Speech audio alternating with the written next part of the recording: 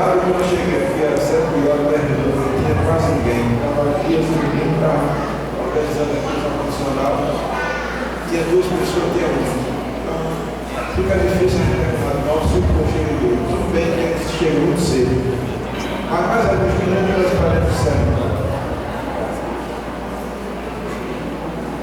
O apóstolo São Paulo escreveu essa epístola para aqueles irmãos, dizendo assim: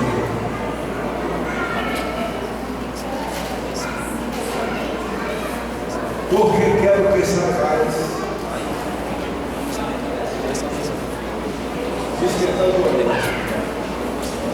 quão grande combate tem por vós e pelos que estão em Laodiceia, e por quanto não viram o meu rosto em carne, para que os seus corações sejam consolados e estejam unidos em caridade, enriquecidos da plenitude da inteligência para conhecimento do mistério de Deus Cristo. O que eu observo aqui nessa palavra de Paulo, para nós termos uma ideia do respeito que os irmãos tinham a Paulo e que devem ter aos seus líderes, eu não estou querendo aqui puxar brasa na minha sardinha, mas se você tem um líder desmoralizado, você está um crente fracassado, porque você não tem em que você se espelhar. Porque um líder, ele representa, é um representante de Deus. É como um pai de família. Na casa ele representa Deus. Ele é o líder daquele lado. Não é?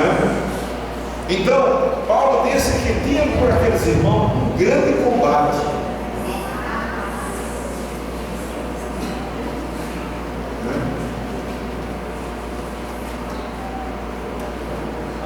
O trabalho e os combates de Paulo no seu ministério, para que ele mantivesse aquele equilíbrio na sua vida, na sua postura como obreiro, como homem de Deus, diante do povo que ele trabalhava, e também pedindo a Deus por aqueles irmãos, para que eles se firmassem, estivessem firmes, né? Fossem homens de Deus, mulheres de Deus, porque aí também o seu trabalho seria um trabalho recompensado, porque não existe uma tristeza maior para um líder do que quando você trabalha, você luta, você ora por uma pessoa, você consagra a Deus por aquelas pessoas e depois você vê aquelas pessoas no mundo. Então Paulo diz, porque eu quero que vocês saibam quão grande combate tem por vós e pelos que estão em Laodiceia, né? Deu uma equipe de irmãos por certo, por ele observado que precisava de ajuda espiritual, e por quanto não viram o meu rosto em carne. Quer dizer, ele sabia que aqueles irmãos tinham tanto prazer com ele, que eles almejavam muito ver Paulo, e Paulo disse que para que os corações deles fossem consolados só com a presença dele. Então havia um respeito, havia uma consideração muito grande, né? E eles também queriam receber o ensinamento de Paulo, né? Não era só pela presença de Paulo, mas pelo ensino, por aquilo que Paulo ministrava para ele, né? Para que seus corações sejam consolados e estejam unidos em caridade, em amor. Além do coração dele estar consolado, eles são unidos, porque uma igreja desunida é uma sinagoga e não o corpo de Cristo, porque não há razão nem condição de um corpo estar em desunião. Você sabe que uma pessoa que é doente e que não tem a coordenação motora correta, aqui mesmo você está indo ter um rapaz, um jovenzinho, mais ou menos uns 30 anos, ele anda assim, parece que ele está fazendo, mas não é, aquilo é normal dele, é a maneira de andar, porque a coordenação motora dele não é correta. E a igreja de Cristo, ela não é deficiente, porque a igreja, ela é o corpo de Jesus, representando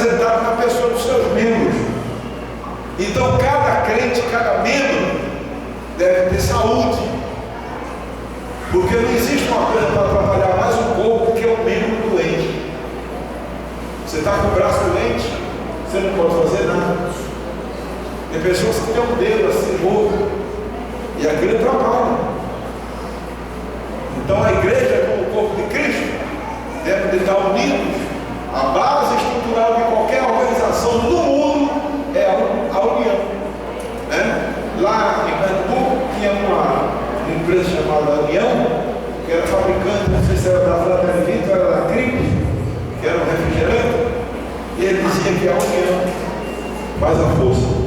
Na verdade, se nós estivermos aqui desunidos, seremos um pouco desfancelados, né? Mas diz o dito popular que unidos jamais seremos vencidos. E o corpo de Cristo, que é a igreja, e nós, membros em particular do corpo, devemos estar em unidade, né? Para que Deus seja glorificado. Jesus diz para que eles sejam um como nós. Isso fala de unidade, é diferente de unicidade, né? A unidade é pensar a mesma coisa com aquela doutrina que o Genival fala aqui de sempre,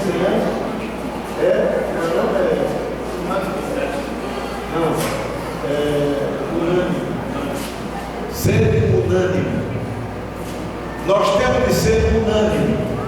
É o mesmo pensamento, a mesma visão. Porque aqui nós temos um só ideal. É o céu.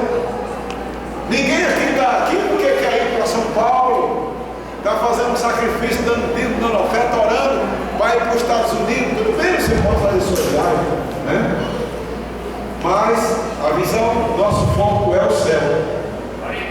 Então temos de ser unânimes, unidos com a visão celestial, né? Honrando, respeitando os homens de Deus, e que os homens de Deus também se deem respeito para com a igreja, amando-a, tratando-a bem, zelando, respeitando cada crente. E aí nós seremos uma potência, porque em primeiro plano Deus está centralizado, né, no equilíbrio, né, na devoção dos cristãos, na sua consagração a Deus, né, na vida do pastor, na vida dos obreiros, na vida dos membros, dos congregados, porque ali representa um equilíbrio. Por que tudo isso? Eu sempre falo na exigência de Deus e mostro para vocês porque a razão de tudo isso não é uma conversa fiada, não é um negócio que é pé sem cabeça. Quando Paulo falou isso para os irmãos, ele disse que consolados e estejam unidos em caridade, enriquecidos. Não é um crente pobre, derrotado, né? Que não tem a graça de Deus. Quem não tem a graça é um desgraçado ou desagraciado. Talvez seja essa, eu não sei se a pronúncia em português é correta. Para os professores que estiverem aqui, me perdoem. Quem tem graça de Deus não é engraçado, né? Mas é agraciado, né? E você pode ter a graça também ser uma pessoa engraçada, não? A pessoa que é engraçada não é antipático, porque tem pessoa que tem a graça de Deus e torna-se antipático. A vida com Deus, o negócio com Deus, não fala nem com o irmãozinho mais fraco, porque ele acha que já está assim, perdendo o equilíbrio, né? Então você pode ser uma pessoa cheia da graça de Deus, e se você pode ser uma pessoa simpática, uma pessoa amável, né? E comunicar-se com os irmãos, aquele que você acha que é o mais fraco, é aquele que você deve conversar, para passar essa graça que Deus deu a você para ele. Não conversa com esse irmão, não, porque esse irmão é meio. Não. Vá lá, conversa com ele, vamos buscar a Deus, né? Você é um homem de Deus, você tem promessa de Deus, porque não quer ter promessa de Deus. Então,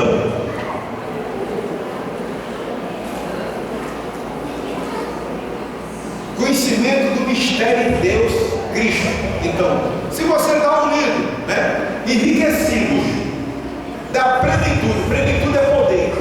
Se você está enriquecido com o poder da inteligência,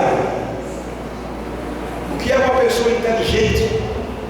É uma pessoa dinâmica, desenvolta, uma pessoa que é desenrolada, como nós dizemos. Então não é só no mundo, você pode ser uma pessoa dinâmica na igreja, né? Ele diz aqui no conhecimento, unido na caridade, enriquecidos da plenitude, da inteligência,